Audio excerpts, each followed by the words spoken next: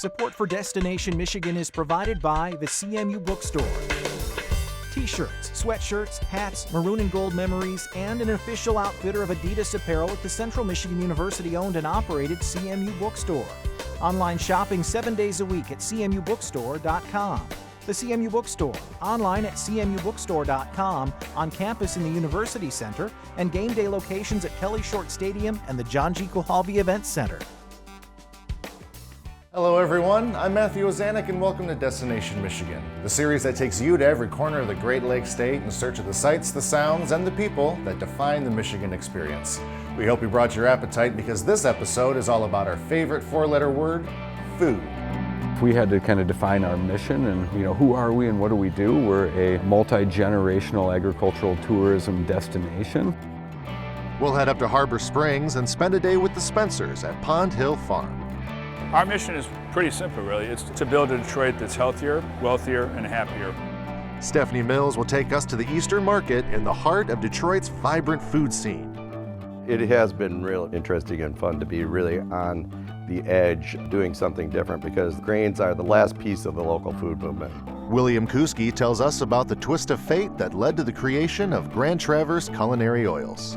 We'll also see how the laundry in Fenton brings a new meaning to the term locally grown. And Steve Smith visits a class in Northville where you can hone your own culinary talents. All of these stories are coming your way on this episode of Destination Michigan.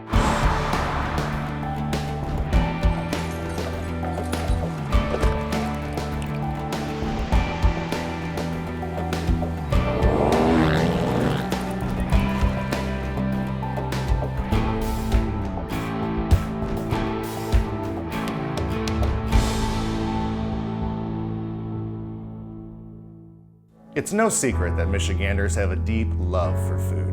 And in recent years, a new trend has spread across Michigan's culinary landscape. Phrases like farm to table and locally grown have become a part of our everyday vocabulary, and we've begun to seek out restaurants and markets that place an emphasis on offering fresh, local foods. In this episode of Destination Michigan, we'll visit with a few of the many people and places that celebrate not just our love for great food, but the way it brings people together from all walks of life. We begin this culinary journey in Harbor Springs with a visit to Pond Hill Farm. I know when I started farming 20 years ago and my friends would say, "So what are you doing?" And I'd say, "Oh, I'm farming." They would laugh and say, "No, what are you really doing?" And it was like, "No, really, I'm farming." Meet Jimmy and Marcy Spencer.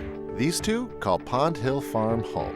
The farm is a haven of food and fun that includes a cafe, a market, a brewery, and much, much more. It's become a must-visit for people who want to get off of the beaten path and discover something that's truly original. And the story of the farm starts years ago, when Jimmy was just a boy. When I was 4 years old, my mom and dad, Jim and Sharon Spencer, had always wanted a farm and had been kind of moving around the country. And they bought the first 80 acres. This was a dairy farm. So we got a tractor, and the summer that I was 17, I plowed up a 10-acre hayfield and started trying to grow vegetables. And knew nothing about it. We'd never farmed. Planted a whole bunch of seeds, watched the whole field turn green, and thought I didn't plant all that. There was kind of two options at that point: try harder or quit. And I was too stubborn to quit. And 22 years later, we're still doing it. I grew up in Arizona for the latter part of my childhood and always dreamed of seasons, and I wanted to experience that for my kids. How I happened upon here was came down the driveway looking for a part-time job. I was here for the summer, met Jimmy. After working together all summer, we kind of realized that maybe we liked each other more than just working together. And I told her that she either needed to leave and never come back or come back and never leave. And a month later she was back, and 1 week ago today we had our fourth child. So we've got 4 kids, Emma, JJ, Lily, and Sawyer, so 8, 6, 2.5, and 1 week old today. It's amazing because my kids get to do sledding down the Vineyard Hill. They get to pick berries. They get to meet all these people. It's amazing. So they're having a dream childhood that I would have died to have as a kid, I know. How could any kid not fall in love with this place? I mean, with all there is to see and do, you get to hang out with the farm's 4-legged residents and you get to launch gourds from the squash rocket. It really is a fun place to be. But running a farm this size takes a lot of work. With the whole place totaling out at nearly 200 acres, Jimmy and Marcy have a lot on their plate. Currently, we do about 35 acres of vegetable production. Outside in the summertime, we've got about 8 acres of wine grapes. And we grow in 5 greenhouses, 3 of which are unheated, that we grow in 12 months a year. You know, our main goal, I guess, would to be sell everything that we grow at retail and not do a whole lot of wholesale. You know, first and foremost, to try to put it on a plate, serve it in the cafe or can it and put it on the shelf in the farm store. So that keeps us open 360 days a year. And if we had to kind of define our mission and who are we and what do we do, we're a multi-generational agricultural tourism destination where people kind of leave the pavement, put down the cell phone, and seeing how things grow and how we all connect to nature. And you know, let's face it, you are what you eat. If you are eating fresh and local and unpackaged foods, in general, you know, your engine is going to run longer and better than you know, if you run bad fuel through your engine. And I think that people have become very aware of that, and you know, are placing an emphasis on trying to eat good local food. Jimmy and Marcy have done amazing things here over the years, but they haven't done them alone. They've had family, they've had staff and interns that help them come from all over the world to this beautiful farm in Harbor Springs, and they've really made it a one-of-a-kind destination. My mom has been an absolute driving force behind you know, doing the canning and getting this whole thing started. And KK, our farm manager, who's been here now for 10 years, who is really heading up vegetable production, and Scott in the cafe that has taken the cafe for the last 7 years and morphed it from this tiny little hole-in-the-wall lunch place into you know, what it is today. So in the summertime, we're upwards close to 50 people to make this all work. And then once you get on the farm, the unique thing for me is like the amount of diversity of the people working here. They come from all over. Everybody wants to just stay at the farm longer. They start as an intern, they stay longer, but I think the reason they're staying is just the environment and the atmosphere here. It's like farm meets almost Disneyland-esque is the way I describe it to friends and family. There's something for everybody on the farm. So let's recap. There's the farm market, the cafe, the brewery, the winery, 5 greenhouses, acres upon acres of farm to tend to. Oh yeah, and don't forget, they're still raising 4 kids. How can they possibly have the energy for all of this? He's the Energizer Bunny right here. You know, I have to say it, you know, people will say, you know, make a comment like, oh, you own the farm, and it's like, no, the farm owns us. You know, you can't take a day off because they never take a day off. But it's also like, it feels so good, you know, to see it all, you know, when it's getting done. So it's busy. It's, you know, there's a lot to do. So, and any time that it starts to get under control and I have time on my hands, we add something new because I just haven't learned. He's good about not doing that as much lately. Every year he's like, remind me next year, no new projects. And we always try to do that. Now, try as they might to take it easy, the Spencers just keep on adding to that already enormous to-do list. But I think that's because they know they have something really unique here. They've grown a devoted following of both locals and out-of-towners. Folks who know that no trip through Emmett County is complete without a visit to Pond Hill Farm. You know, in general, people come here for an experience, come here to eat, drink, be entertained, you know, experience the farm. You know, we're right on the tunnel of trees, so a lot of people drive the lake shore here. It's a great place to live. I'm happy we're here. It's kind of neat now. We're seeing that people who came here as kids are coming now with their kids and saying, I used to come here and, you know, feed the fish when I was little. I find that so hard to believe that these people with kids say they came here when they were a kid, because I feel like, well, I'm still a kid. Jimmy and Marcy have also been educating kids of all ages with events like Farming for Our Future, teaching kids to not only think about the food they eat, but also lets them get their hands dirty to learn the skills needed to start gardens of their own. Pond Hill Farm is open year-round, so if you're in the area, be sure to stop in and pay the Spencers a visit. Next, we'll head to another year-round destination that may have the biggest selection of local food you're likely to find anywhere. In fact, it's so big and so popular, it's a landmark near the heart of downtown Detroit, and Stefanie Mills knows just where to find it. Matthew, the Eastern Market in Detroit is really a mecca for fresh vegetables, fruit, and flowers. But for some of the vendors there, it's about much more than that. It's become a way for them to grow, to share, and preserve their family history. The recipe originally came from South Carolina. This is exactly how they made it over 200 years ago, I would say. Everybody always asks, why green tomatoes? I sort of figured that because my ancestors were slaves or sharecroppers, and they didn't have time to, I would say, can red tomatoes because of the fact that when you're working in the fields 20 hours a day, you didn't have time to actually prepare the red tomatoes. Whether it's salsa, sweet corn, or soap, Eastern Market has been bringing cultures, traditions, and stories to life for generations of families. Eastern Market is unique not just in Michigan, but probably across North America as probably being one of the oldest and largest public markets. The Saturday market, which started out as a place where the wholesale growers would dump their product at the end of the week, so there was a cheap price fascination, has really become the tail that wags the dog. And since 2010, with the emergence of the local food movement, the Saturday market has grown in popularity. While Eastern Market has been a staple for affordable fruits and veggies since 1891, it wasn't until 2007 that they began introducing other Michigan-made products. The city, who managed the market for its first 119 years, only allowed the sale of fresh fruits and vegetables, plants, and flowers. Since we, the nonprofit, took over management, we began introducing food products made in Michigan, sausages, pierogies, jams, jellies, cheeses, and we desperately think that this place, where you can get that kind of access, is doubly important for them because they're refining their recipes as they go. Michigan-made products aren't the only game in town anymore either. Thanks to border states like Ohio and Illinois and also Canada in its backyard, the selection, variety, and diversity has never been better.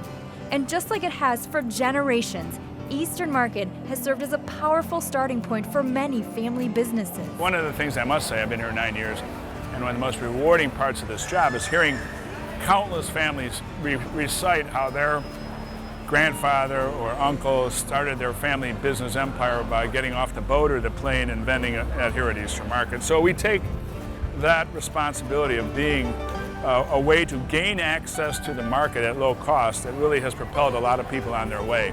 And so a merchant today, $35, $40 to be here, they're going to sell to 2,000 to 3,000 people. On Saturday, $80, $85 a day, you're selling to 30,000 to 40,000 people a day. And besides some pretty strong incremental sales on that particular day, they're getting immediate customer feedback if they've got a product about whether it's good or bad or indifferent, and people sharing that immediate feedback loop help improve product.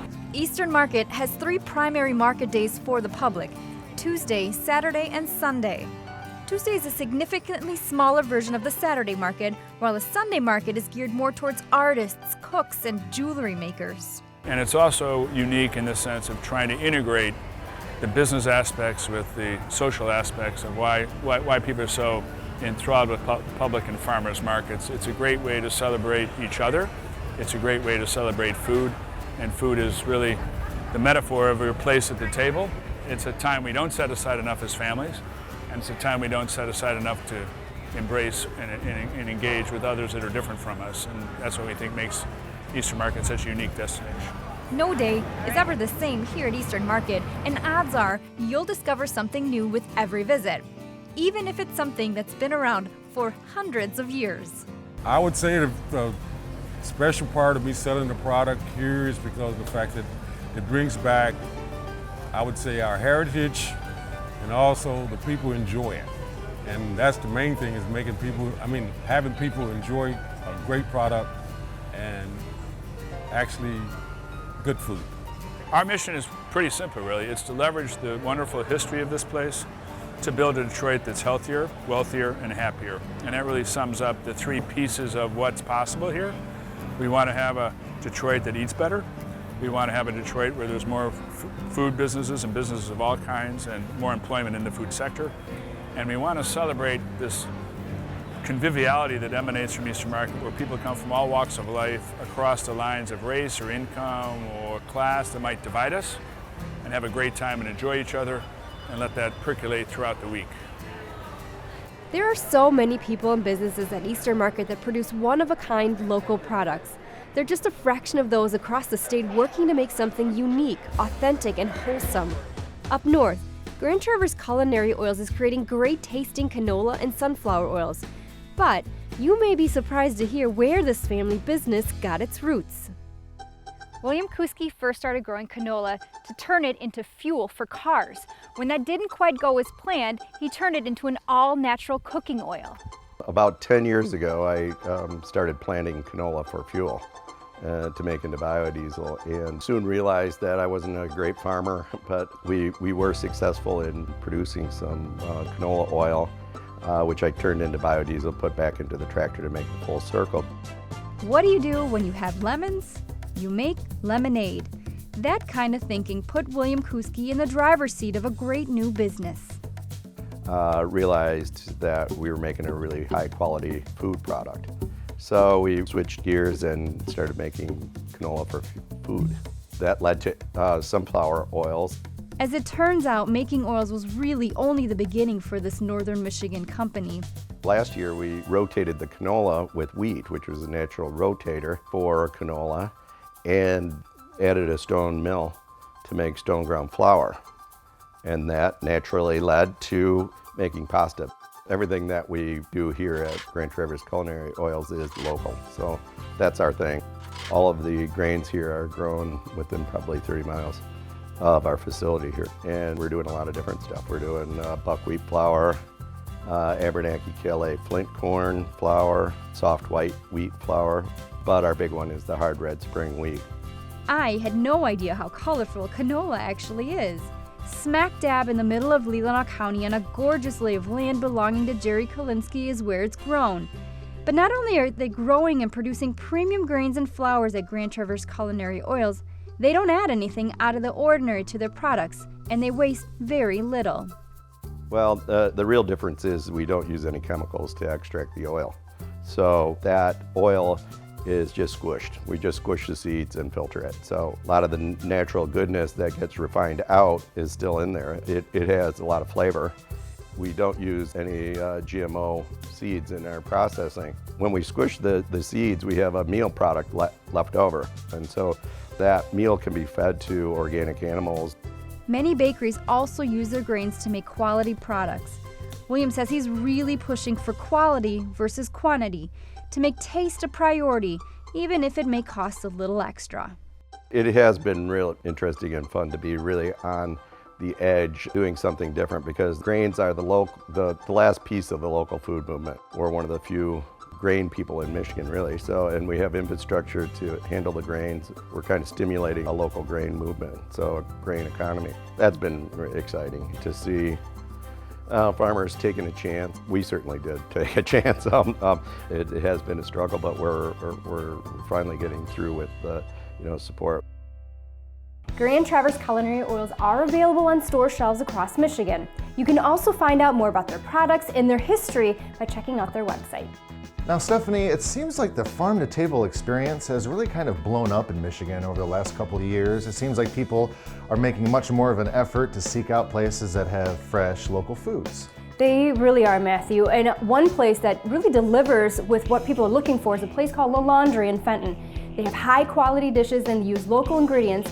They're going to have people coming back again and again. When we started out, people didn't recognize anything when they came in here. But we just had to get it in their mouth, and if we got it in their mouth, we were golden. They loved it. We sold out of everything our first day by noon. The Laundry co-owner Mark Hamill had a vision that not many others shared. He wanted to start a restaurant that prepared food using only the best tasting ingredients, even if that came with a higher price tag. So I decided to open the Laundry 20 years ago, and it's funny because people thought, you will never make it. There's no way people are going to buy a $5 loaf of bread. You know, they're not going to do it. And even when I started the bar, I remember a salesman would come in and I said, I don't want the run-of-the-mill wine. And they said, well, you just never survive. And I finally found one guy who said, yeah, there is really great stuff, and I'd be happy to give it to you. His bet paid off big. 20 years after opening the Laundry, it's become a hit not just with the locals, but for people across Michigan and beyond. The Laundry initially began as a breakfast and lunch place. 7 years later, they expanded to include dinner and drinks.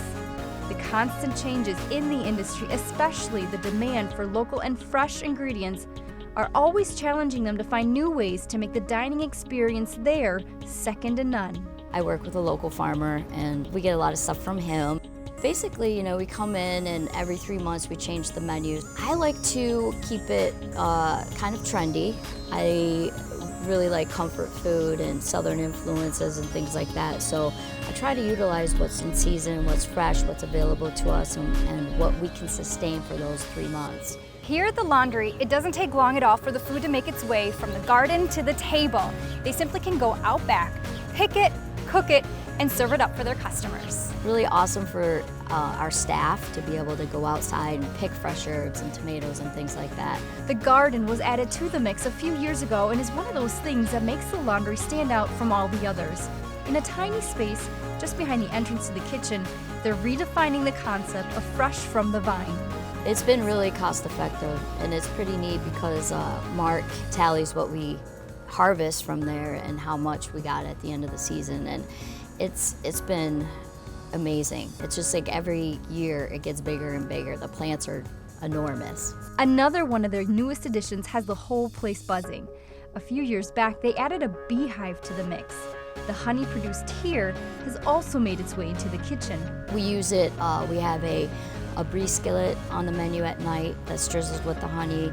We use it in our cocktails. We use it in coffee drinks, tea, things like that. We put it in salad dressings. We put honey in our marinara sauce. Whatever we can use honey in, we use it.